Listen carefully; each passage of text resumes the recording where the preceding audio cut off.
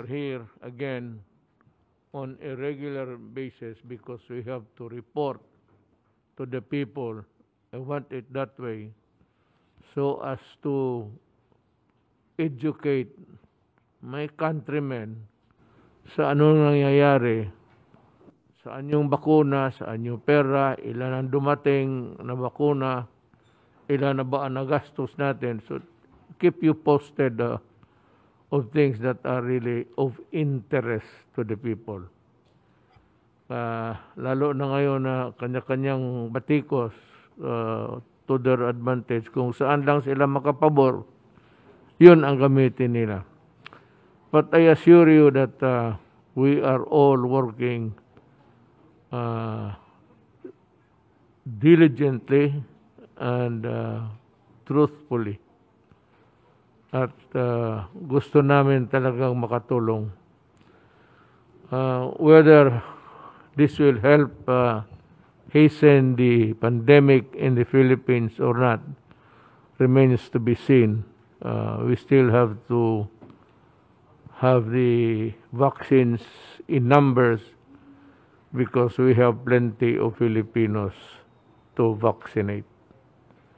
Now, ang importante siguro, mga kapatid ko, is that we talk first of what is important to you. Dumadating na yung bakuna, so I think that one of these days, everybody has to fall into line by sector. And with the added shipments arriving yesterday from Russia, let me thank the Russian people, the government, and President Putin for their kind-hearted support for the Filipinos.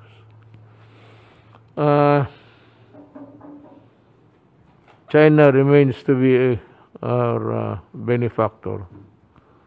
And just because, if I may just add something to the narrative, just because we have a conflict with China does not mean to say that we have to be rude and disrespectful. As a matter of fact, we have many things to thank for China for the help in the past and itong mga tulong nila ngayon.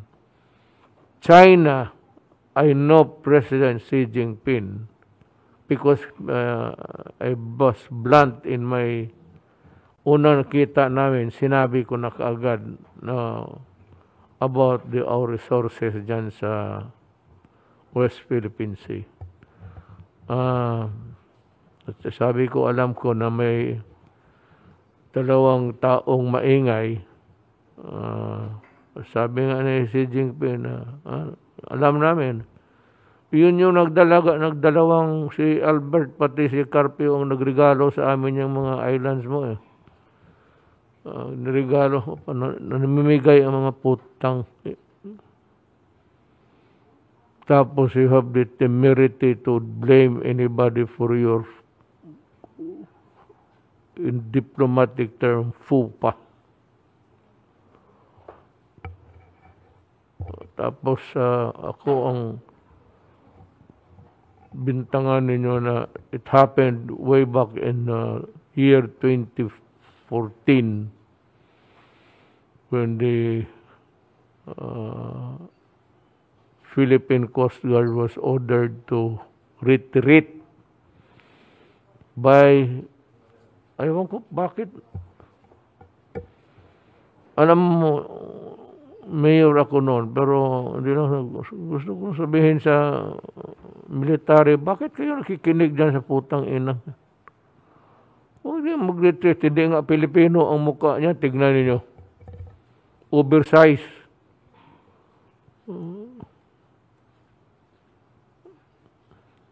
And he made the order after the suggestion of America who brokered the talks in a sense, the talks failed in favor of China. So, umatras tayo, doon na nagka-letse-letse ang buhay. Ngayon, pagdating ko, nandyan na yung barko, yung mga ulol, yung dalawa, ako na ang pagbibintangan kasi I am not asserting enough. Ano pa ba ang pinaka... puro matay abogado siguro, what would be the best evidence really to fight for and die for? If you have a piece of paper and say, I'm going to die, I'm going to fight for my life, for my property, and for my happiness. Ipag-away ko to. Bakit hindi nyo ginawa kayong mga putang ina ninyo? Huwag ninyo ikat yan. Tanungin mo ka, bakit pina-atras ninyo? Hindi kayo nagpadala doon at nagkagira na sana tayo noon, tapos na sana kayong dalawa. Because kayo ang i-lynch mo, brought misery to our country.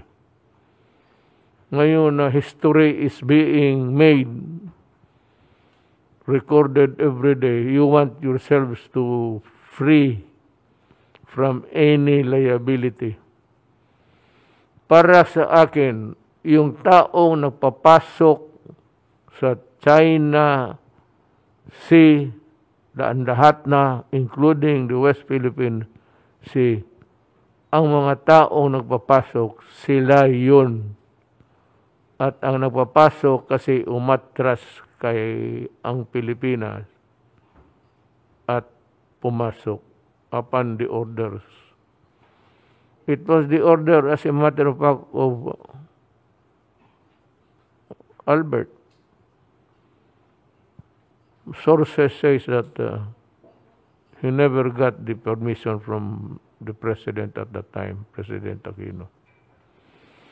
Yan nga nagmayang nagmamarunong. That's the problem when these cock-eyed scholars kuno begin to tinker in the affairs of the country or allow them to have a wide elbow room so as to commit and discredit the country in the process. Yan ang dahilan. Ang pinaka-authority na to but there will be another time for him, maybe, is Roque. Abogado ito.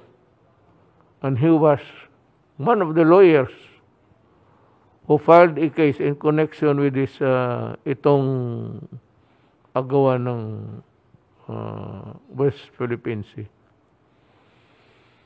Si Secretary Roque is well-versed,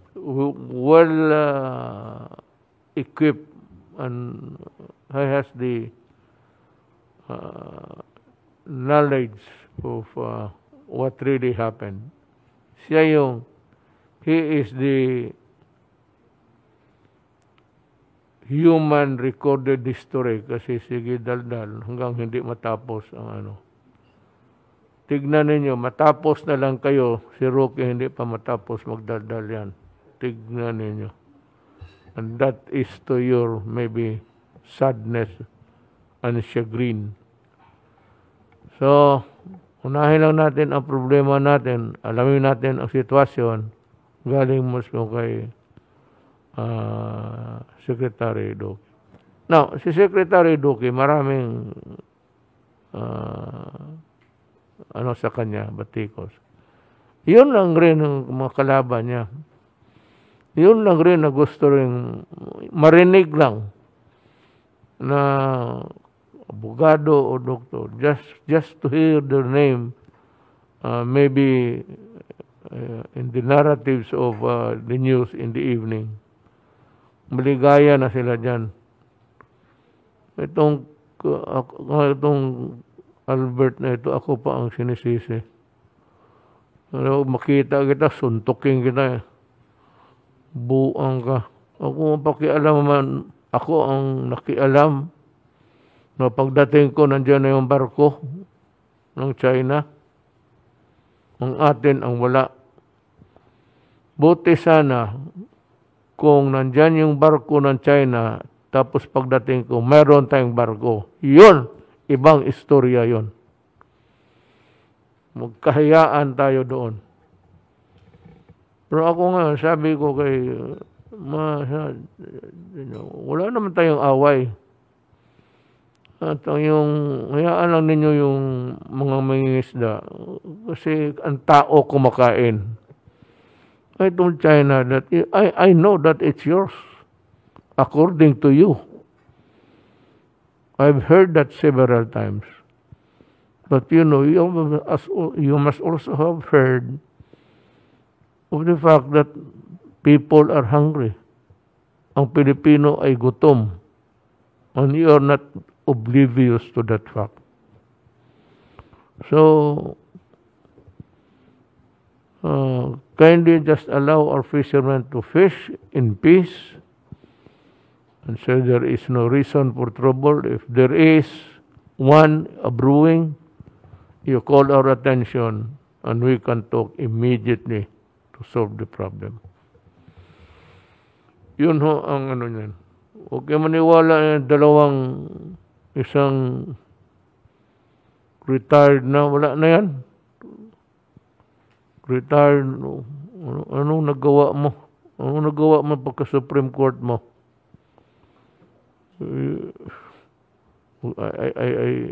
I want to say something pero ayaw kung it might degrade into something. Kaya hintuan mo na pang pagyayabang ninyo. Mga insultong ako, kayo yun, alam mo ano talaga ang problema? Putang ina, wala kayong bayag. Yan ang totoo. Nasa gobyernong ito, kung presidente ka, kung hindi ka marunong pumatay, hindi ka marunong mamatay, hindi walang pag-asa saan ka magtago. Every time there's a conflict, you mean to say, we will hide? Kayo nag-stand up doon. Ang aking armed forces, ng inyong armed forces rin, were ready to die for their country. Kayo yung mga walang bayag sa opisina, puro papel ang hinahawakan, wala namang aksyon na pupunta, may baha dito, may problema dito, may sunog, landslide. Inyo, newspaper lang, pati yung mga kaso. Ewan ko kung ilang kaso na hinawsyaw ninyo. Ito si Albert, sumipot lang ato. Pretending, Albert is pretending to be in public. Noong ko pa nahalata yan. He acts like with finesse. Sinasadya niya. Parang a diplomat of the making of the century. Alam mo, sa totoo lang, hindi ako nimala. Una, hindi ka Pilipino. Hindi yung Pilipino yung mukha mo. Hindi maniwala sa'yo. Bakit kita kunin? I don't even think that pakita mo nga yung residence certificate mo kung Pilipino ka ba? Ito si Carpio, tumaba na ng gusto. Walang ginawa kung hindi magdadaan, tumahimik ka nga ang putang ina mo. Let's check. Tapos madaldada ako, nagamura. Bakit? Ganun naman talaga ako. And there is one thing fundamental that you said, I never in my campaign as president promised the people that I would retake the West Philippine Sea. I did not promise that I would pressure China. I never mentioned about China and the Philippines in my campaign because that was a very serious matter. We need to have a diplomatic Tokatis dyan. Hindi ako dyan. Nandiyan sa ating foreign affairs. Trabaho nila yan. I never, you pretended to work on it. Ako wala. Kasi wala naman akong, I never promised anything. Just because I'm president, gusto ninyo magipag-away ako. Walang question yan. Baski ngayon. Meron tayong barko dyan ngayon sa ano. Sabi ko, stay put kayo. O sige, yan na. Pagdating ng panahon, marami kayong daldal. Maghanda kayo magpakamatay. Kaya, ROTC man siguro itong mga gagawin to. Kaya yung unang ipadala ko doon. So much for that idiotic persons. Let's go now to the main topic of the evening. We have present ngayon Secretary Duque, Secretary Galvez, then we have Secretary Anyo, then Secretary Villar, sa panel, Secretary Carl Kendrick Chua. Natawag ko pa kasi nagmaskara. May mask na, may face mask pa. And he was seated in your seat doon sa dulo ng table. I thought that si Secretary Abalos, akala ko siya ikaw. Sabi ko, Secretary Chua, do you want to add anything to the discussion? Sabi niya, hindi po ako si Chua.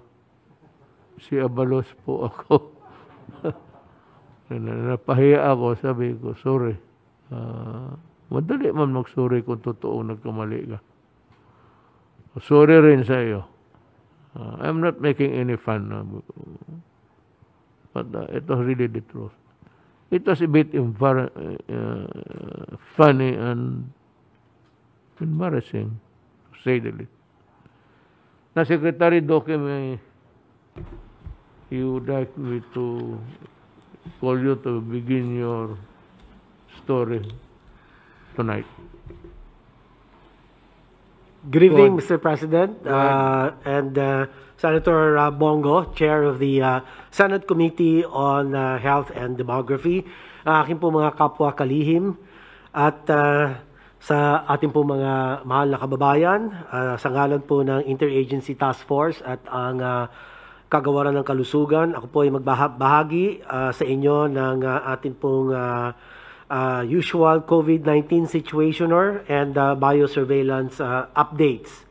Ito po ang mga pangunahin na mensahe po natin. Can we have the next slide, please? Ang ating pong pangunahing mensahe ngayong linggo, una po, patuloy na bumababa ang mga naitatalang kaso sa buong bansa, kabilang po rito ang National Capital Region. Ikalawa, bagamat nananatiling mataas ang ICU utilization rate, nakatulong ang paglalaan ng mas maraming ICU beds. Papaliwanag ko po ito sa mga susunod na mga slide. Ikatlo pong pangunahin mensahe, sa patuloy na pagkalat din naman ng ating mga variants of concern sa 12 rehiyon, kinakailangan na mas mapaigting at mahigpit na pagpapatupad po ng ating prevention, isolation, detection, isolation, treatment, and reintegration strategies. At ikaapat po, kami ay muling nananawagan para sa mas mahigpit na border control at pagsunod sa ating quarantine protocols upang mapigilan natin ang pagkalat ng variants of concern na dala ng mga international travelers, kabilang ang mga returning overseas Filipinos. Ngayon, ika-3 ng Mayo 2021, may nadagdag po tayo ng 7,255 na bagong kaso. Sa 7,255 na naidagdag, 2,402 ay mula sa NCR at 1,419 sa Region 4A, 839 sa Region 3 at 2,595 rest of the regions po. Para naman sa atin mga aktibong kaso, ang kabuuan bilang ngayon ikatlo ng Mayo ay nasa 69,466. Ang katumbas po nito ay 6.54% or 6.54 ng atin pong kabuuan kaso.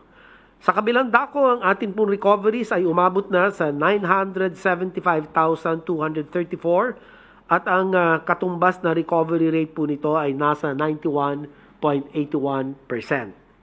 Habang ang bilang ng mga pumanaw ay nasa 17,525 at ang atin pong case fatality rate ay nananatiling nasa 1.65%. Next slide, please. Sandali. Yes, sir. Alam mo, gusto kong sabihin sa mga ating mga kababayan, when you try to figure out the actual numbers of the COVID cases, yung na-contaminate, recovering, tapos nakalabas na, kindly, pag-aralan ninyo kung ilan ang nakasakit at ilan ang gumaling. Eh, kagaya nito, sabi mo, it's 990 to 759 cases with the final outcome. Ang active cases is 99.466 or 6.54 yung admitted.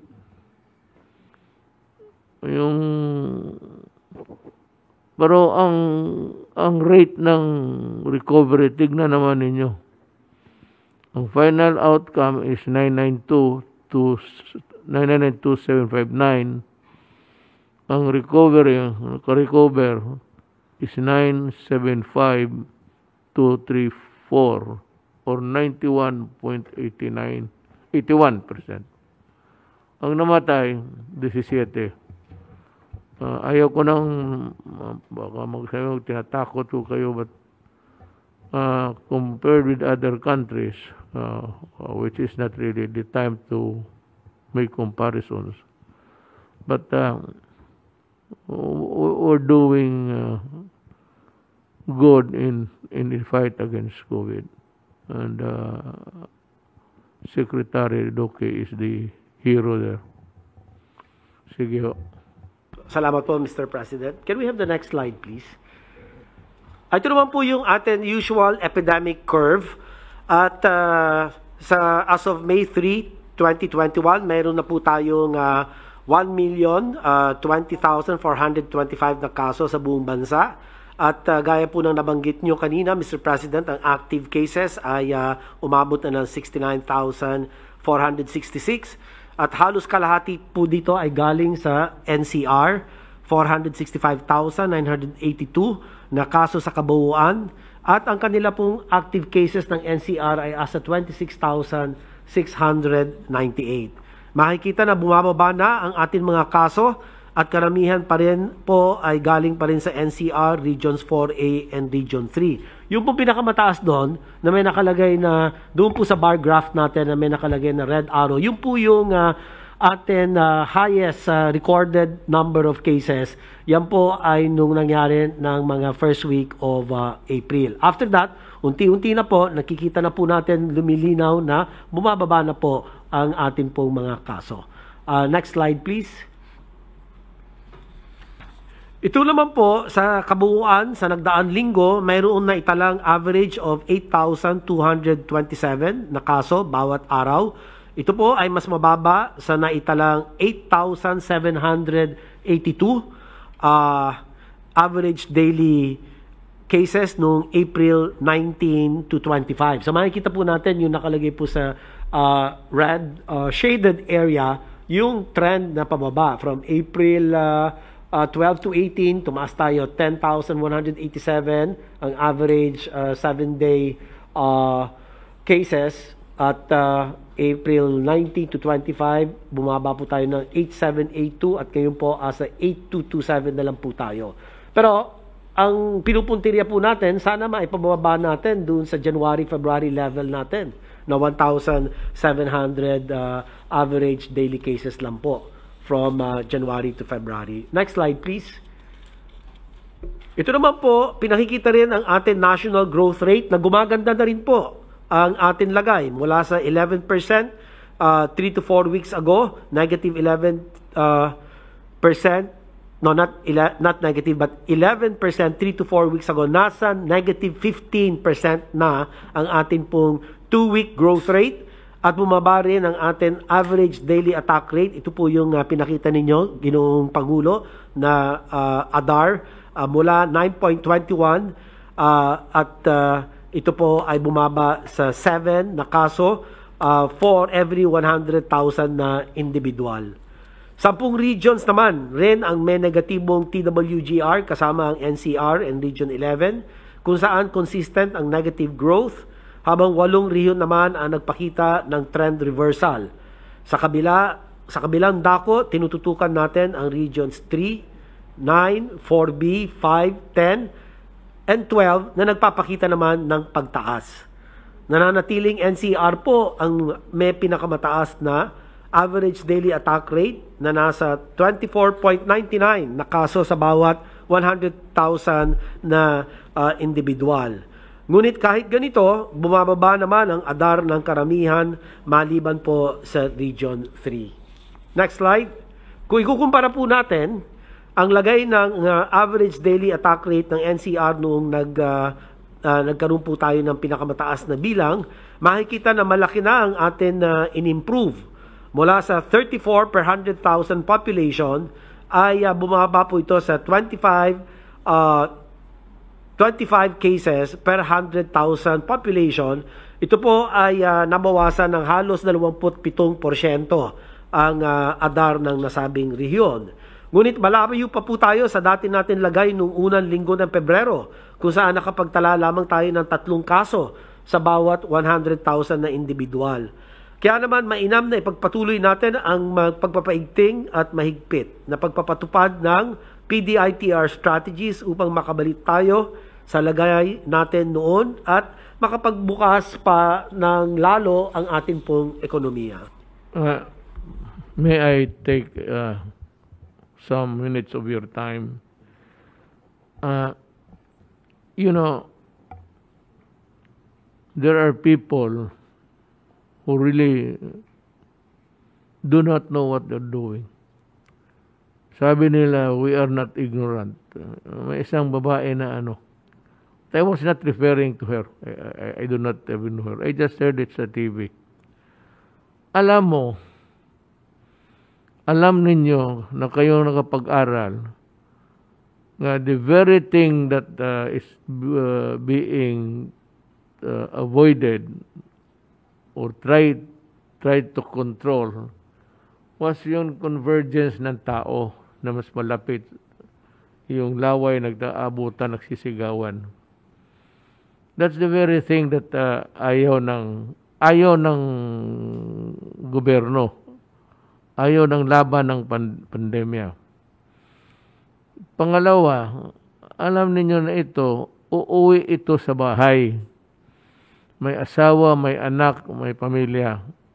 Dadalhin nila yan yung infection na kuha nila sa maraming tao. Tapos kung magkasakit, hindi man kayo ang puntahan doon na maghingi ng tulong. Magpunta yan sa gobyerno. Problema ng gobyerno yan. Kaya kung magtulong, ako hindi ko pinasabi sa kay General Bautista, Kiroli, sabi ko for these 2 weeks na extended, magbalot ka ng konti mga pagkain just to tide over. I-distribute mo, pero sinabi ko dito, noon meeting, hindi ngayon. Paalam ko lang sa inyo na magtulong kayo, pero tawagin ninyo yung barangay captain, may barangay captain man, sino yung mahirap sa lugar niya, alam niya yan. Alam ng barangay captain niya kung hindi man tarantado, kung walang ginagawa kung ganon. Tapos siya ang magturo, ito. Nandyan yung, alam mo, nagbabayad tayo ng barangay health workers. Bakit hindi ninyo i-marshal yung efforts nila? Tapos sila ang mag-deliver at a distance. Hindi mo na lumapit, ilagay mo lang doon sa table or doon sa fence or what. So, hagdanan. Yun ang sinasabi ng gobyerno na hindi kasi ninyo alam. But when you try really to be smart alert just to answer, ay pareho na kayo ni itong si Albert pati si Carpio. Yung try to wriggle out a good reason to people were swarming. It might not be the first thing that you did with your idea, but from there it generated itong mga ganito. So, nagkalapit-tapit hanggang magtaas na naman. So, we are again forced to enforce a quarantine to limit people from going around and passing the COVID virus to a lot of people. Hindi, it was not meant as an insult actually. So, hindi kasi ninyo alam.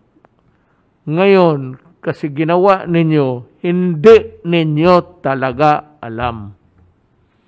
Huwag na tayo magbulahan. Kasi kung alam ninyo yan, hindi ninyo ginawa. The fact na ginawa ninyo, hindi ninyo alam ang consequences. It's just a matter of being who's eligible, who can talk better. But it has something to do with just common sense. Hindi ninyo alam yan na nagdudumugan yung tao. Yan ang mahirap, tapos ang gobyerno ang masama. Kayong mga Pilipino, makinig kayo. Maraming babatikos, pati kayo siguro, itong gobyerno ng ganito ng gobyerno. Alam mo, magtanong ako, when you are in the extremis, kung magkasakit ka na at nanginginig ka na, saan ka man pupunta? Tanungin ko kayo, straight. Saan? Sinong puntahan ninyo? Puntahan ninyo mayor. O saan kayo dalhin ng mayor? Punta kayo ng barangay captain. Saan kayo dalhin? Gobyerno pa rin, pero ang gobyerno tahimik. Na ngayon may binibigay ako sa poorest of the poor. Sabi ko, yung walang trabaho, walang makain. Nagdi-distribute kami. It's going on since, I don't know, maybe from the last, natin dito, program. Wala yan, silent. Sabi ko, no publicity. Pero napipilitan akong i-publicize yan dahil I want to stress the point that there could have been a better way of doing things. There has to be some sense in, what you're doing. Maraming tulong. Hindi na kailangan yung ipaano mo pa. Because you know that it will really cause a bedlam. Whether you like it or not. Alam ninyo yan. Alam ninyo ng gutom. This will increase. Ngayon, kayong mga walang talagang makain, walang maghintay lang kayo or try to communicate with your barangay captain. Ako, nagsabi ko, magbalot kayo ng pagkain, ibibigay ninyo yan sa mga tao. Sekreto, huwag kayong magsabi na kay ano ito, kay ano. Huwag sabihin nyo kay Duterte, huwag kay hindi aking pera yan. Sabihin niyo, ito tulong ng gobyerno. Ganon. Always use government because it is always government money whenever we move around. Wala naman tayong pera na personal. So yan ang totoo. Ngayon, itong mga tao, matigas kasi ulo ninyo. Ayaw ninyong maniwala. Sabi na nga na mabuti pa mag-standby ka na lang ng bahay. Alam mo, hindi ito biro. Pag tinamaan ka ng COVID, it's kamatayan. Usually, madala dyan, 2 days, patay. Karamihan. Yung mga severe cases, yung iba nalilibre. Pero yung namatay, 2 days. Tapos. Na, ngayon, kung gusto, hindi ko kayo tinatakot. Sinasabihan ko kayo. Gamitin ninyo utak ninyo. Delikado ang pandemya. It's not hindi laro ito o sakit-sakitan. Pagka tinamaan ka nito, wala na. Mabuti pa ang rabies. You have about 14 days of also acting like a mad dog. Pero ito dalawang, kaya pati ako takot. Pati ako nagsasalita ngayon, hindi ko talaga masasabi sa inyo, mabuhay ako bukas o mamatay ako. Yan ang totoo talaga. Ako mismo nagsabi sa inyo. Hindi ako nanunungo sa ibang tao ng insulto, kaya ako sinasali ko na ang sarili ko. Pag ako ang tinamaan, there's no way, sa katanda ko, there's no way of telling whether I would live to see the light of day the following day. Yan ang dyan. Mahirap kasi ang hindi tayo magkaintindihan na may mga issue tapos batiko sabihin, itong gobyerno na ito pinipigil nila, binibigay na nga. Binibigay mo na nga, binibigay rin sa inyo yung sakit, dalhin mo doon sa bahay mo. Kung matamaan kayo, di wholesale. Mag-asawa.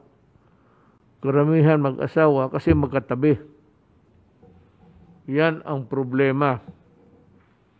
So, intindihin ninyo yung sakit. Yung sakit na yan, it's a very, I could not even find the word to describe it. It's not, but it's very lethal. Kung bala pa, yung bala na lumalabas sa buka ng baril papunta sa iyo. Take note of that. Nakikiusap ako sa inyo. Hindi naman ka, alam mo kasi, kung marami lang tayong pera, pwede ako magtapo ng pera. Pero wala akong pera. At hindi naman ninyo masisi ang gobyerno. Total, nauna kami. Nauna kami ng bigay. 5,000 per individual. Yun, just to pakita sa inyo na ang gobyerno may kukunti lang nga. Pero ang gobyerno may ginagawa. Kaya ikumpara mo dyan sa makipag-rumble ka dyan tapos dalhin mo yung sakit. So, iwasan nyo. Kaya, ito ang nangyari. Hindi ko kayo mapigilan yung sasalita lang. No? Wag, ganito, ganito. O pinilit ninyo talaga akong, hindi maging stricto, pinilit lang ninyo ako na i-implement yung batas. Kaya ay directed Secretary Anyos sa DILG, ito ang gawin mo. Total, it is always wrong. It is a crime to do that. Pagka ganon, pwede kayong dalhin sa istasyon o pag nagpipilit kayo maglalaro ng sungka dyan sa harap-harapan. Yun ang rason sa batas. Yan ito yung kahulugan na sinasabi ni Dr. Secretary Duque. Secretary, still have to say. Go ahead. Yes, sir. Tuloy ko lang po, Mr. President. Maraming salamat po. Asa na ba yung slide natin? Ito po yung pinakita ko kanina, sir. Noong January 31 to February 6, nagkaroon lang po tayo ng mga 3 cases per 100,000 population. Ang baba ng atin pong ADAR. Tapos, nung mga April 4 to 17, at nagsimula rin nung mga March, nag-umpisang tumaas ang mga kaso, nagkapagtala po tayo ng mga 4,748 cases reported per day. No? Or, ang equivalent po, 34,000 per 100,000 population ng ADAR. Ngayon pong April 18 to May 1, evidently, bumaba po tayo ng about 27% from the April 4 to 17 reported cases. So from 4,748 to 3,498 po tayo, or 25 cases per day per 100,000 population. Next slide po. Ito naman po yung atin na tinatawag na healthcare utilization rates. Ano po? Pasensya na po kayo at medyo busy po yung slide, no? Kasabay po ng pagbaba ng ating mga kaso, bumubuti rin po ang lagay ng ating healthcare utilization rate or HCUR dahil ito ay dalawang dahilan. Bumababa po ang na-admit na pasyente at ang sabay po natin pagpapalawig ng ating mga capacities, in particular yung hospital ICU bed capacity. Sa kasalukuyan po, Region 2, ayun po, medyo hindi lang po ganong kalinaw. Dito po, siya na lamang po ang nasa high risk bed utilization rate at nasa 72%. Kung atin pong titignan naman ang ICU utilization rate na nanatiling nasa high risk, ang NCR, ayun po, sa 74% ang ICU utilization. Ibig po sabihin yan, nasa high risk pa rin po tayo at balak po natin mapababa po yan to moderate risk and then eventually sa low risk or less than 60% ICU utilization rate. So, ang Region 2 naman po ang may pinakamataas na mechanical ventilator utilization at 68%. Sumunod ang Region 9 kung saan ang parehas ay nasa moderate risk. Ito na po yung nakikita natin dito. Ang binabantayan po natin itong may mga ICU utilization rate na higher than 70% and above. Tapos ang ating pong total bed utilization ay ang NCR as a 57% or low risk. At ang CAR, ganun din po, as a 70%. Ang Regions 3 and Region 4A, 59 and 65% respectively. Next slide. Sa National Capital Region naman po, makikita na karamihan ng 6,373 admitted patients ay moderate, doon po sa gray shaded area, doon sa graph. At mild, yun naman pong orange, makikita rin na tumaas ang ating supply ng mga kama sa NCR dahil sa pagpapatupad natin ng surge capacity. 50% for government hospitals ang hiningi po natin at sila po ay nasunod. At 30% naman for private hospitals. At ito upang maka-admit ng mas maraming pasyente pong nangangailangan. Next slide. Tumaas rin ang atin pong, next slide please. Ayan po. Tumaas rin ang atin ICU capacity sa NCR, particular sa atin DOH hospitals. Mula 215 lamang noong April 18, mayroon na po tayong 491 ICU beds as of May 2. At dahil ito ay atin pong pagko-convert ng mga isolation rooms into ICUs. At karamihan naman ng mga naka-admit sa ICU ay mga confirmed and probable cases. Next slide. Bumaba rin po ng 21% ang mga pending admissions sa mga emergency room ng ating DOH hospitals mula April 18 hanggang Mayo 2. Nakita rin namin na bumaba ang bilang ng mga emergency patients na nare-refer na po sa step-down facilities at bahagya mula April 26, ngunit nakikitaan muli ng unti-unting pagtaas. Nangangahulugan, ito na decongested na ang ating mga level 2 and level 3 hospitals. Sunod na slide po, nananatili naman bumababa at nasa low risk ang ating TTMF utilization rate. Yung pong next slide please. Ito po makikita natin ang national TTMF utilization natin ay nasa 21% lamang po. Samantalang ang NCR ay asa 55%. Ito po ay bumaba ng 8%. 1 to 2 weeks ago, nasa mga 63% po ang utilization natin. Kaya patuloy na bumababa po rito. At ganun din po naman sa mga ibang regions, may kakaunti naman po mga pagtaas sa utilization rate ng temporary treatment and monitoring facilities. Next slide, ito naman po yung atin death curve.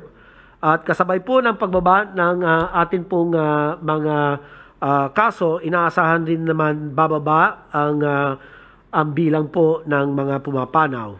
Subalit sa kasamaang palad, nalagpasan na po ang atin kasalukuyan peak, ang pinakamataas na naitala nung nakaraang taon. Yung po makikita natin, ang peak natin was August at 2,127 or an average of 89 deaths per day. At ngayon po, noong April, tumaas po tayo ng 2,424 at 81 average death daily of 81 po. So hopefully, ito po, kasabay nung pagtaas ng mga kaso natin, ay unti-unti na rin po bumababa. So, next slide. Para naman po sa atin biosurveillance updates, patuloy na dumadami ang nagpapositibo sa B1.351. Ito po yung South African variant at ang B.1.1.7 UK variant. At kasalukuyan, ang South African lineage na ang meron na pong pinakamataas na bahagi at 18.17% sa 5,917 samples na may lineage. Yan po yung atin 5,917. Yan na po yung nakikita natin na B1351 representing 18.17%. Sunod po ang B1.1.63 ang Hong Kong lineage at 17.81%. Samantalang ang UK variant as a 16.02%. So yan na po ang ating pong pinakamaraming mga variants in circulation. So Mr. President, yan po ang akin report. Meron pa bang next slide? Tingnan ko lang. Ito naman po yung atin lamang tinatawag na strengthening the COVID-19 response strategies. At sa pagpasok po ng Mayo, nagkaroon ng ilang pagbabago sa ating quarantine classification na tinatawag po natin sa kasalukuyan ang MECQ Flex. Inaprubahan kamakailan ng IATF ang limitadong pagpapasok ng mga tao sa ilang piling establishmento, ngunit kinakailangan na titiyak ang mahigpit na pagsunod sa ating pong minimum public health standards. Inilunsad din ng DOLE, DOH, DILG, DOT at DTI ang tinatawag pong nabanggit ko na mas maaga kanina, ang Safety Seal Certification Program. Kung saan tinitiyak na isang lugar o establishmento ay sapat at wasto ang pagsunod sa atin pong minimum public health standards na set by the government at ang pag-adapt ng Stay Safe Contact Tracing Application.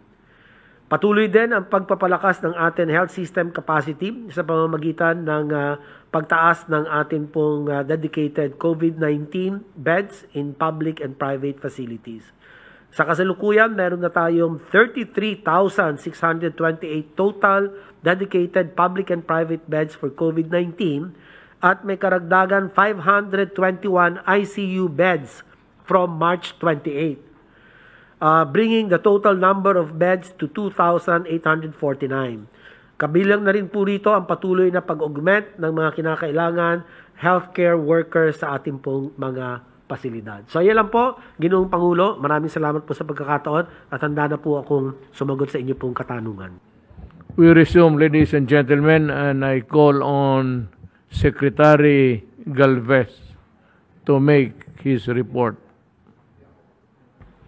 Sir, Mr. President, Senator Bongo, my fellow cabinet members, Good evening.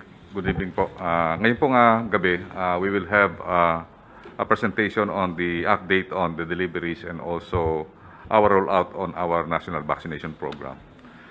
Sir, dito ngayon pong nung last April, ang dumating po na vaccine lang po ay yung Sinovac na 1.5 million. So total na po ng lahat na dumating po sa atin po is 4,40,600. So sa Sinovac po, meron po tayong 3.5 million. AstraZeneca, 525,600. At dumating po ng May 1 ang Gamaleya Sputnik. Sir, nagpapasalamat po tayo sa ating ambassador. He is very emotional, sir, na naluluha siya, sir. Kasi at least medyo sabi niya, nakatulong kami sa Pilipinas na mapaabot ang kanilang vaccine. Opo. Opo. Si Ambassador Marat Pablo po, sir, talagang halos lumuluha siya no makita niya yung mismong Sputnik vaccine na dumating po sa atin. And then, ang magandang balita pa rin po, mahal na Presidente, is sa May 7, mag-scale up na po ang Sinovac. Noong dati, tigwa 500 lang po ang kanyang dating. Ngayon, one tranche po, 1.5 million sa May 7. So, maganda po ito. Makikita natin na ito, tataas po yung ating tinatawag na rollout. Ang ating average siguro sa everyday, baka tumaas po ng 70 to 90. So, all in all po sa May, magkakaroon po tayo ng 4 million. At ngayon po, we are negotiating with USEC Robert Borge na magkaroon po ng steady supply ang Gamaleya. Kasi ang strategy po natin, at least yung yung Sinovac, nagpapasalamat po tayo sa China, na they committed really na yung kanilang mga supply talagang safe and secured and steady. Steady po tayo. Naaangat din po yung kanilang ang kanilang delivery from 2 million sa May, aangat po na 4.5 million sa June. And then, ganun po rin po ang strategy natin na sana yung Gamaleya, we are negotiating na maging 2 million siya in every month. Kasama na po ang May at saka po yung June. And then also, we are also negotiating with COVAX and WHO na inaasahan din po natin na mag-deliver po sila ng AstraZeneca at saka po yung Pfizer na pinangako po nila na 2.3 million. Next slide, please. So, sa ngayon po, tingnan po natin yung status ng rollout natin and vaccine deliveries. So, sa ngayon po, meron na po tayong natanggap na 4 million and then na-deploy na po natin yung 3.7 million, meaning nandun na po yun sa mga administration area. At meron na po tayong 1.6 million or 1,658,539 na Filipinos na already been vaccinated. And then meron po tayong vaccine na administered, both first dose and second dose, for 1,948,080. So malapit na po tayong mag-break ng 2 million mark. And nakikita po natin na papataas din po yung ating mga deliveries. Starting po ng June, magkakaroon na po tayo na more or less 10.3 million doses. Dahil po darating na rin po ang Moderna at saka po yung AstraZeneca. So, 4 na po ang magdi-deliver this coming June. And ganoon din po sa third quarter, darating na rin po yung ibang mga deliveries. Pero po yung Novavax, ang nakikita po natin kahit dahil may nangyayari po sa India, ay baka po mabawasan o ma-delay siya sa September dahil nakikita po natin kailangan ng India ang supply ng mga vaccine.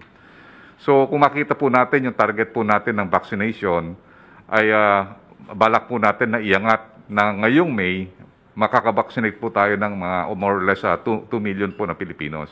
Kasi po ang ating average ngayon from March at saka po ng April, 1 million per month. Ngayon po iaangat po natin, pilitin po natin maiangat na 2 million per month po ang po natin. So next. Marami po nagdududa na hindi natin makaya po yung herd immunity. Marami po nga talagang mga lalo na po sa mga iba nagko-question na hindi po natin matanggap hindi natin magagawa yung herd immunity. Pero nagkaroon po kami ng simulation kasama po ang private sector, kasama po si Sir Pepot ng Jollibee. At ito po tinatawag na mga key factors ng herd immunity to achieve yung 50 million to 70 million shots. So ang target natin jobs per day, kailangan po meron tayong 500,000 job per day. Kaya po natin yan dahil ang ating pong job sites is 5,000, 100 jobs per day. So kaya po natin yan. So ang ating pong target ay magkaroon po tayo ng at least 3 million jobs per week. Pero ang requirement po ay kailangan po every month meron tayong 15 million doses per month. Yun po ang parang pinakaano po namin na objective po namin na Mr. President na kaming mga sa procurement ng DOF at saka yung mga diplomatic corps natin. Yun po ang gusto naming makuha na every month maiangat po natin ng 50 million. At sa June po, maiangat po natin ng 10 million and July, more or less baka maiakat po natin ng 15 million hanggang December. So ang kailangan po natin mga vaccination set, I have said earlier, ang na-establish na po ng DOH ay 5,000 sites. Wala pa po dito yung tinatawag nating mga mega sites na meron tayong mga 1,000 jobs per day. So yung mga business sector, yung kanilang mga malls, yung mga kanilang mga gymnasiums at saka yung kanilang mga tinatawag nating malalaking mga area ay binovolunteer po nila. Actually po yung yung Ayala Malls, yung SM Malls, yung tinatawag po natin na yung ibang mga Robinson, yung mga ibang business center, binibigyan po nila ng space yung ating mga vaccination site. Bukas nga po, pupunta nga kami po sa SM Mall dito sa Parañaque para tingnan po yung Gamaleya roll out kasi yung Gamaleya po meron pa tayong pilot test. Pupunta po kami doon na titingnan po namin ang vaccination site para makita rin namin kung paano nila ginagawa sa mga malls. And then kailangan po natin, ang inano po natin, kailangan ng clinical staffing, kailangan na 25,000 to 50,000 na vaccinators. At ang target po natin, timeline po natin is within 200 to 213 days, starting June. And then yung registration at saka yung ating priority ay ginawa na natin from March to June, A1 to A3. And then sa June, sir, magsisimula na po tayo sa A4, yung mga economic frontliners. And then sa August, pwede na tayong general public. Next slide, please. Next slide, please. So ito po yung parang ginagawa nating timeline para ating sa simultaneous vaccination and administration.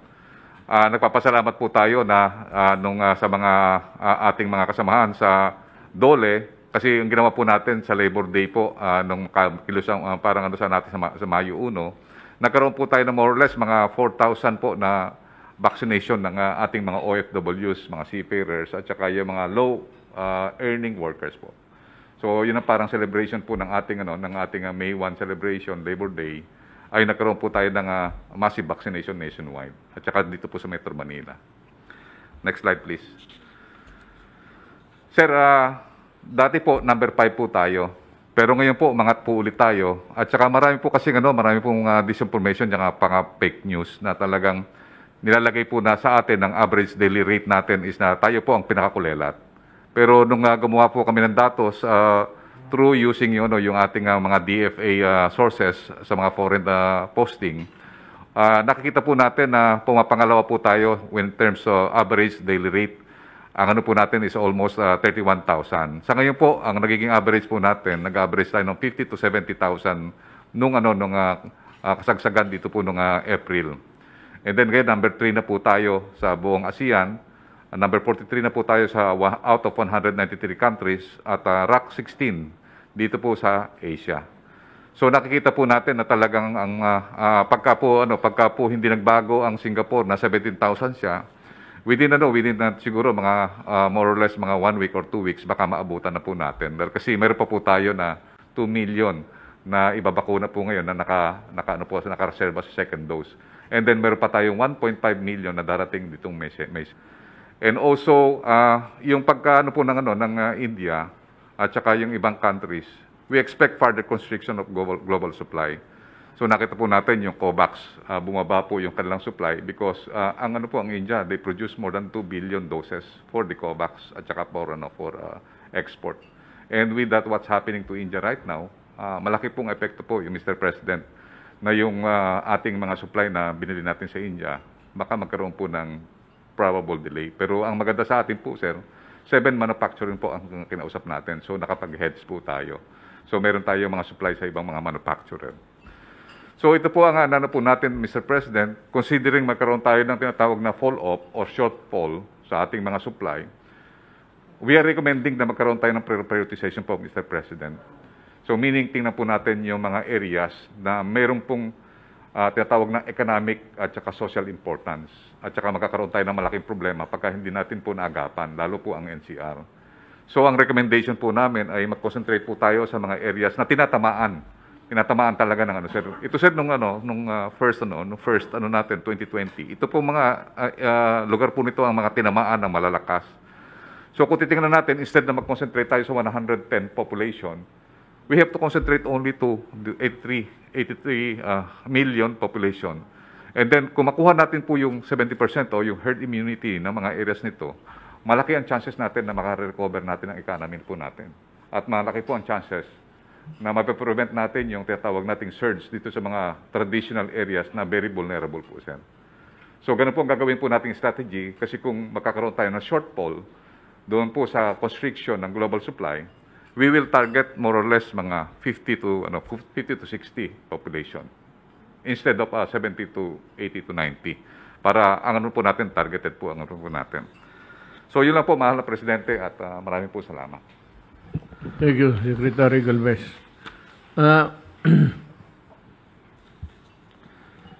Wala tayong problema tingin ko sa in the acquisition ng bakuna because we have at least some guarantees from countries who honor the contract at dadating yan ng panahon kailangan natin. Let us just pray that itong mga variants, itong mga mutants will not go haywire. Yan ang bantayan natin. Baka hindi na makontrol ng isang bakuna lang. And we do not have insight yet na anong pinag-aralan ngayon ng mga scientists. This would be another challenge. Maybe to our mga native scientists to work harder. Tsaka kaya man nila ito kung talagang trabahuin nila. Hindi man tayo nagkulang. We will provide them all what that is necessary really to make a conclusive finding if they have one. So, ang sunod natin ito si Mark because of the construction. So ito po yung update ko po sa ating mga quarantine facilities at modular hospitals.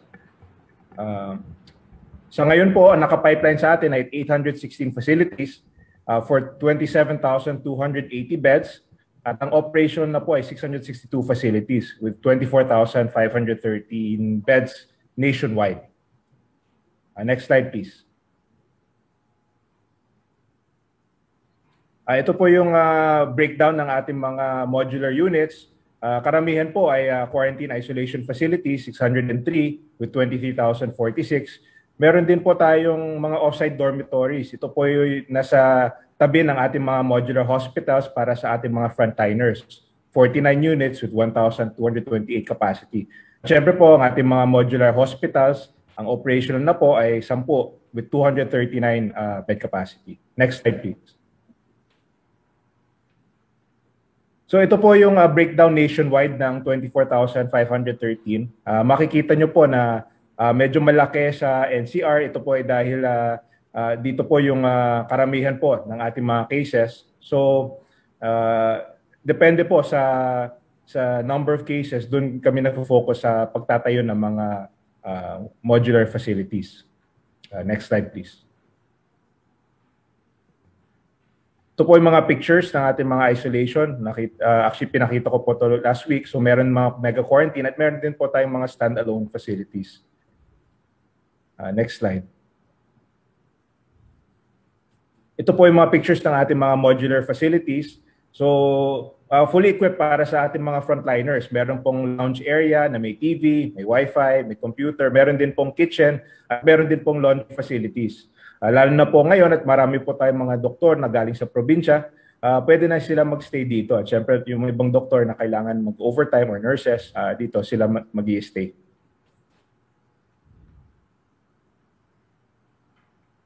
At syempre po, ang ating mga modular facilities, as of now, meron po tayong 10 modular facilities with a 239 bed capacity. Ito po ay fully equipped para sa ating mga COVID patients, may negative pressure, meron din pong nurse facilities katulad ng nurse call button, antibacterial cladding, meron din pong sariling oxygen supply para sa ating mga COVID patients. So kaya niya i-treat yung mga mga mid to severe cases. Kaya fully equipped po ito at marami na pong operational. 239 beds are already operational. Next slide please. Ito po yung mga pictures. Just recently po na-operationalize na po yung facility sa Batangas City. Tumataas din po ang cases sa 4A. So ito yung isa sa mga kabubukas lang. So makikita nyo naman po fully equipped po ang ating mga facilities sa Batangas. Next slide please. At ito po ay very much needed. It's a NKTI. This is a very specialized po modular hospital para sa ating mga COVID, para sa ating mga dialysis patients. Sa ngayon po kasi wala pang dialysis area para sa mga specifically sa mga COVID. So ito pong bagong building ay designed para sa ating mga COVID patients na nangangailangan po ng dialysis treatment. Makikita nyo po may individual rooms per patient, and this can service up to 60 treatments per day. So kausap ko po yung doktor sa NKTI, yun po ang mga COVID, yun po ang mga average COVID patients per day, 60. So sakto lang sa requirements nila itong NKTI facility, at binanggit po ni Secretary Galvez kahapon na by turnover na natin bukas. Next slide please. So ito po basic update. So yung natapos na recently yung NKTI, which is 60 bed capacity, tapos may units tayo sa Batangas City. Ang operation na po ay yung 5 units sa Quezon Institute, may isang unit sa Lung Center at isang unit sa Jose Rodriguez. At yung ongoing, meron po tayong 14 units with 308 bed capacity. Meron po tayong 44 beds sa Quezon Institute, additional sa existing. Malaki po yung sa Lung Center, that's additional 110 beds. Meron din po tayong 44 beds sa Southern Philippine Medical Center. Meron din tayong 22 beds sa Viluna, 22 beds sa Hospital ng Maynila, 22 beds sa Pasig City General Hospital, at 44 beds sa Las Piñas General Hospital. So by the end of the month, karamihan po ng mga bed capacity ay matatapos. So malaki po ang madadagdag sa ating hospital capacity by this month. So ito po yung basically ito po yung occupancy rate ng ating mega treatment facilities. Sa ngayon 60%. Nung last meeting po natin nasa 70% halos yung occupancy rate natin, at ang target po talaga is ibaba up to less than 60%. So ngayon po bumaba na po ang occupancy rate, nasa 60% na tayo. At also for Oplan Kalinga, ito po yung mga hotels na ginagamit as quarantine, may occupancy rate tayo ng 64%. Next slide please. Nationwide po, ito po yung occupancy rate natin ng lahat ng ating mga quarantine facilities. So ang nationwide percentage natin is 21%. Mataas lang po sa NCR, 50.97%. Pero maganda po yung trend dahil pababa na po ang occupancy rate dahil last month mahigit 60%. Ngayon po 50%. Next slide please. Yun lang po. At tuloy-tuloy naman ang pagtatayo natin ng centers, and definitely hindi tayo titigil until magkaroon tayo ng buffer sa ating medical facilities. Maraming salamat po, sir. Secretary Villar, can I say something? You are truly a Filipino. I thank you in behalf of the nation, on behalf of the people. Salamat po. Next, we call on Secretary Lorenzana. Sir, mayroon kang... Mr. President, wala po akong i-report ngayon. Secretary Anyo. Magandang gabi po, Mr. President and fellow public servants. Please put on my slide. Magbibigay lang po ako ng update dito po sa ayuda na inyong pong inutos na kailangan ipamigay sa mga low-income families at mga indigent families at individuals. Out of the 22.9 billion na inyong pong inutos na ipamahagi, ay nakapag-disperse na po tayo ng 17 billion or equivalent po ito sa 17,037,122 beneficiaries out of the total of 22,915,422 beneficiaries, or a total of 74.35%. Yan na po yung napamahagi natin. Ang breakdown po, next slide. Sa Metro Manila po ay kabuang 8,632,336 beneficiaries out of the 11,172,988. Or ibig sabihin po ay 8.6 billion ang ating na-disperse o napamahagi, 77.26%. Dito naman po sa Bulacan, ang nakatanggap na po ay 2,168,243 beneficiaries, or total of 2.1 billion na po ang na-disbursed, 73.08%. Sa probinsya naman ng Cavite, ang nakatanggap na ay ang kabuuan ay 2,188,380 out of the total of 3,444,488 beneficiaries sa kabuuang 2.1 billion.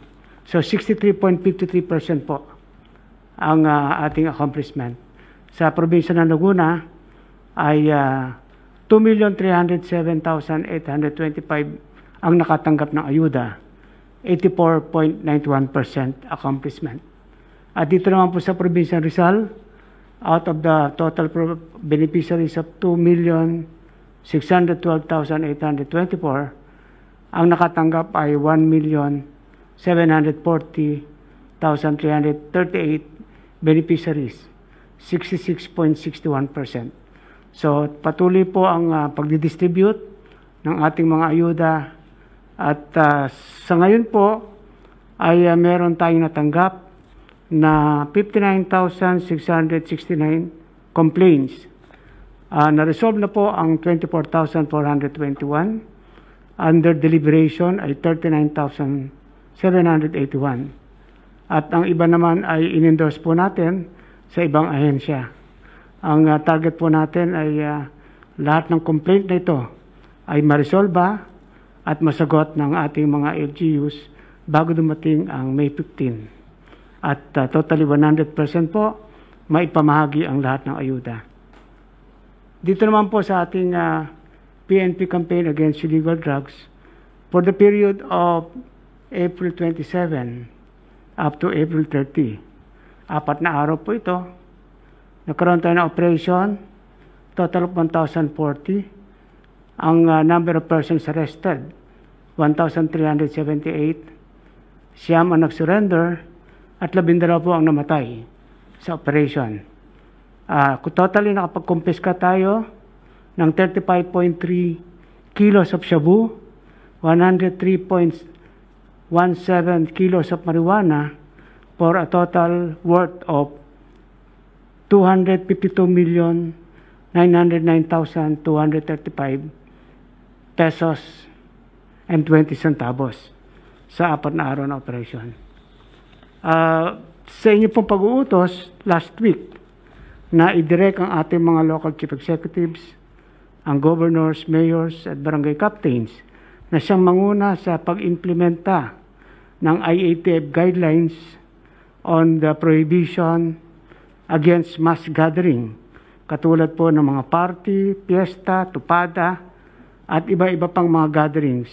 Nagpalabas po ng memo circular ang DILG Ito ay naka-address sa ating mga local chief executives, sa bar minister ng local government, sa ating mga regional directors ng DILG, sa chief PNP, upang i-define po ano ang mga roles ng ating local chief executives sa pagpapatupad ng minimum public health standard, lalo na po sa prohibition against public or mass gathering. Ang PNP po ay tutulong sa ating mga local chief executives sa pagpapatupad nito. Pero ang PNP po ay they will go after the violators and even against local chief executives na hindi magpapatupad ng mga batas. So ito pong ating memo circular ay meron pong 5 selling points. 6 na selling points po. Ang una po, dinefine natin kung ano yung mga mass gathering sa iba't ibang community quarantine level. Pangalawa po ay dinefine natin ang duties, responsibilities ng mga mayors, governors, at lalong-lalo na ang mga barangay captains. At dito rin po ay dinefine natin ang duties at roles ng mga Philippine National Police at ang supervisory powers ng higher LGUs over the lower LGUs. At isang salient points po ay ang liabilities ng mga local chief executives. Dito dapat ipatupad ang ITF guidelines at ang RA 11332, especially Section 9, Paragraph D and Paragraph E, mandatory reporting of notifiable disease and health events of Public Health Concern Act. Kailangan ipatuwad po rito ang mahigpit na pagbabawal sa mass gathering at ang paggamit po ng revised penal code. Kung ang ating mga local chief executives ay nagka-failure sa pagpuprosecute ng mga violators, mayroon din po tayong batas na magagamit para mag-file ng administrative at criminal cases sa ating mga local chief executives. At kung kinakailangan pong magkaroon ng pagka-aresto, ang ating Philippine National Police po ay nakahanda. At ang pinakahuli pong selling points, yung citizens feedback mechanism. So kailangan po mayroong mga complaint centers at hotline numbers kung saan mag-uulat ang ating mga mamamayan. So ipatutupad po namin ito at mahigpit po nating sisiguruhin na walang magaganap ng mga mass gathering habang tayo po ay naisilalim ng mga community quarantine, lalo na sa MECQ. Ilan po. Maraming salamat po. Thank you, Secretary Anyo. Nakita ninyo yung distribution ng ayuda ngayon. Now you see the rationale of why I got men from the uniform service na retired. No, there's always marami naman ring katiwalian, pero when you are trained to be straight, in all probability you will remain straight. Yun ang kaganday sa ayuda natin. Lesser complaints meron. We will never run out of complaints, pero meron, pero hindi ganoon karami, hindi ganoon ka-serious na blatant ang harap-harapan ng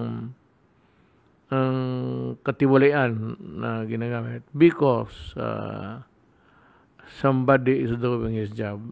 This is not something or it's not the right to be praising people, but someday I will have a word for them. Dadating rin yan. So, Carl, you have something to report. How are we doing? Can we survive? Mahal na Pangulo, magandang gabi po kay Senator Bongo at mga miyembro ng gabinete.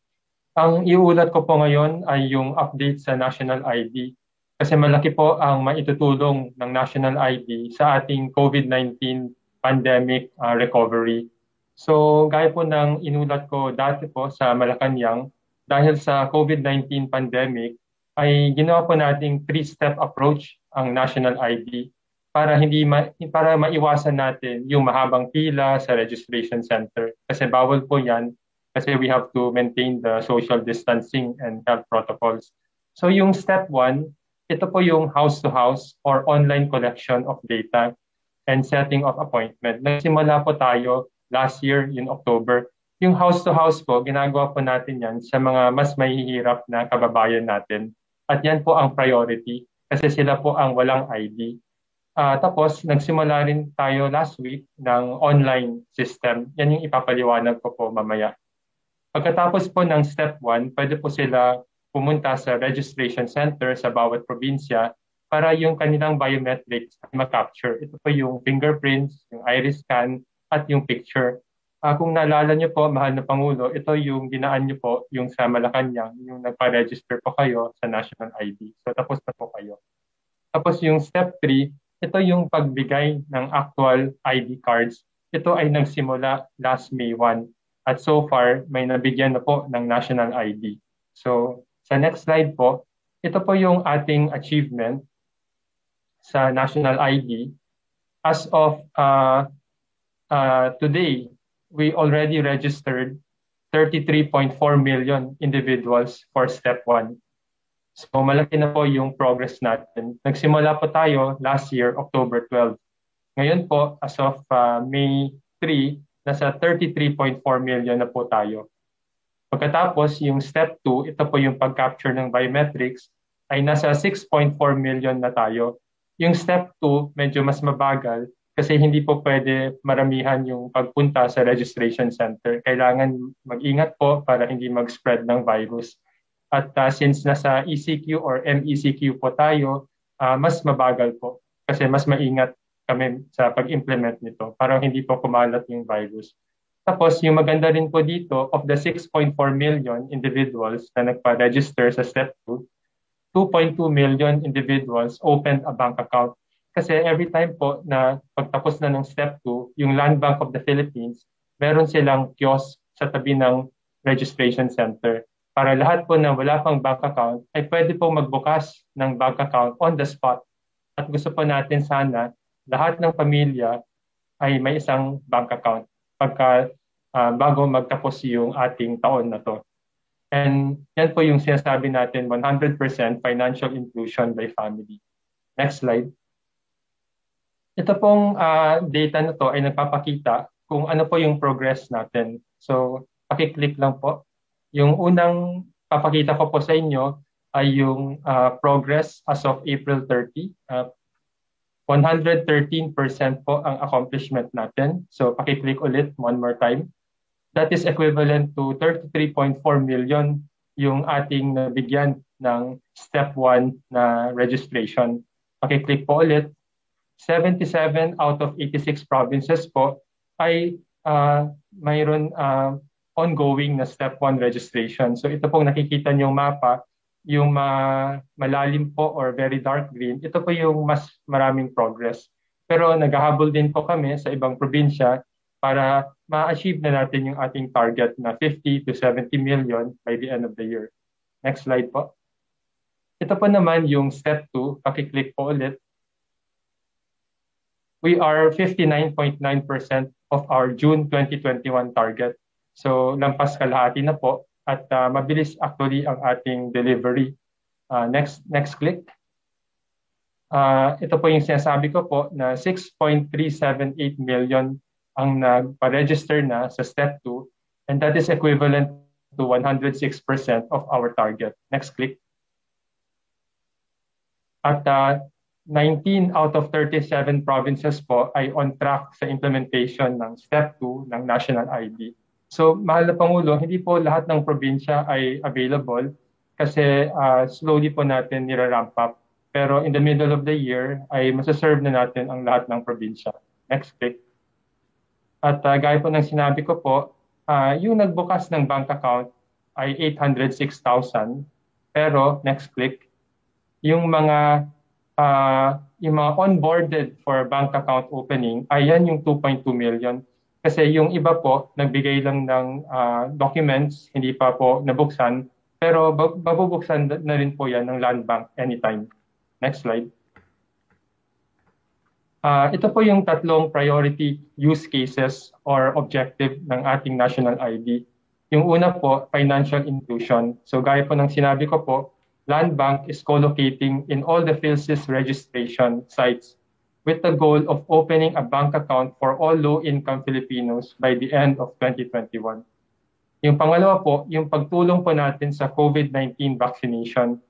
Pag simula na po ng category or priority C, ito po yung general population na siguro magsisimula by the end of the year, ay pwede pong tulungan ng ating national ID yung pag-queue and pag-register ng general population. At yung pangatlo po, yung pagbigay ng ayuda or social protection. Dahil meron na po bank account ang bawat mahihirap na pamilya, sila ay pwedeng bigyan na diretso ng ayuda or social amelioration. Hindi na pa yung pipila po sila sa distribution center. So malaking tulong po ito for the future. Next slide. Ngayon po, sa April 30, 2021, nag-launch po yung PSA or yung Philippine Statistics Authority ng pilot online registration for Step 1. Ito po yung mga hindi naman may hirap na may computer or may tablet or cellphone na pwede naman mag-register online para mas mapabilis yung ating registration system. At ito ay isang pilot kasi gusto po natin malaman kung ano po yung mga problema para mas ma-improve natin yung serbisyo. Next slide. Ang nangyari po, yung registration natin nag-encounter ng technical issues dahil ang dami po ng Pilipino ang gustong mag-register sa first day sa online. Yung ating website is designed to accommodate 16,000 simultaneous users per minute na may peak of 35,000. Pero sa unang minuto lamang, 46,000 Filipinos ang gustong mag-register. So malaki po yung demand at interest sa national ID. Ito ay 3 times the capacity. Ang nangyari po, bumagal po yung website at marami hindi na-serve kasi meron po tayong mga slowness or downtime. Yung analogy po nito ay isang bagong restaurant or theme park na tipong nag-prepare naman tayo for the usual holiday or weekend peak kasi mas maraming gustong pumunta sa Sabado at Linggo at mga holidays. Pero yung sa first day, ay hindi po natin na-serve lahat. Kasi lahat po ay gustong tumikim sa bagong restaurant or sa mag-enjoy sa theme park. So lahat po ito ay natutunan namin at ginagawa po namin ngayon ang pag-improve. Next slide. Just to conclude, Mr. President, I have conveyed my sincerest apologies to the Filipino people for the inconvenience. At ngayon po, kausap namin araw-araw yung mga international and local experts para tulungan po tayo na i-improve yung capacity. At dahil ito ay isang pilot, we will learn, make sure to learn from our experience. At nagpapasalamat po kami sa lahat ng Pilipino na nagsuporta sa National ID. Yung pagdagsa po nila sa registration last April 30 online ay isang patunay na maraming Pilipino ang may gustong kumuha ng National ID. At pag may National ID na po sila, ay mabibigyan po natin sila ng mas maraming serbisyo. At matutulungan po natin yung recovery ng ating bansa. So yan lang po ang aking ulat, mahal na Pangulo. Maraming salamat po. Thank you, Carl. Let me, my 2 cents statement dito sa trabaho mo. First, dito sa ID. Unahin itong ID because this has been long in coming. Actually, it was during the time of President Ramos. The military establishment, of course, it was always part of the insurgency campaign, mga kalaban ng PA. They were always suspecting it, but they made a strong lobby and made a strong noise so that nothing came out of it. So this is something which has been long, I said, been the dream of every administrator in government. You are one, so I congratulate you. Do not worry. You've done. You give your precious time to the people. Saludo ako dyan. Kasi matagal na talagang gusto natin yan. Ang problema, ang una noong the loudest that you could hear at the time was the left. Ayaw nila.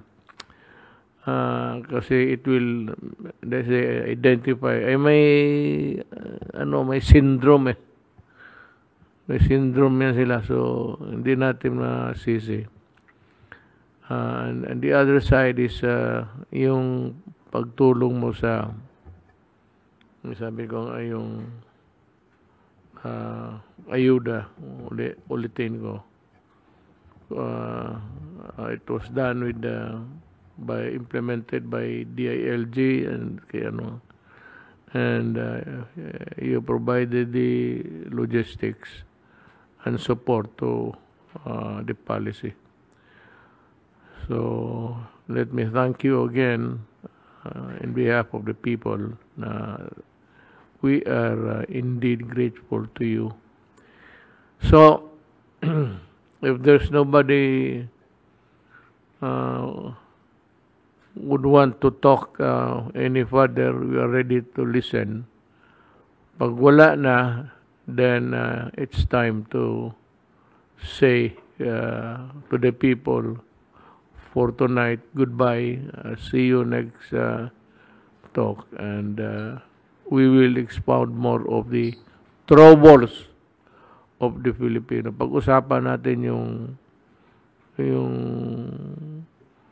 sa ano ang nasa loob ng Pilipino.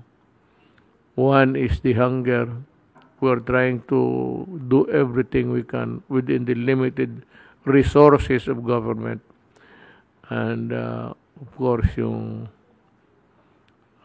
the opening of ako dito, ako mahirapan ako mag-ano sa tao. I don't know whether to cut my throat and explain to you that I keep on extending the quarantine. Alam mo, sa totoo lang, in the end, sa katapusan nito, magpasalamat tayo sa mga doktor, medical people who really give us the proper advice. It is good to listen to people na may alam. Linya nila yan eh. Kung batas ito, lalo na criminal law, dito ka sa akin, I can give you in a jiffy, any moment's advice. Pero hindi man linya ito ngayon ng mga abogado. Hindi kailangan ng mga abogado ngayon dito sa problema to. But let me assure to the people that once things begin to clear, we will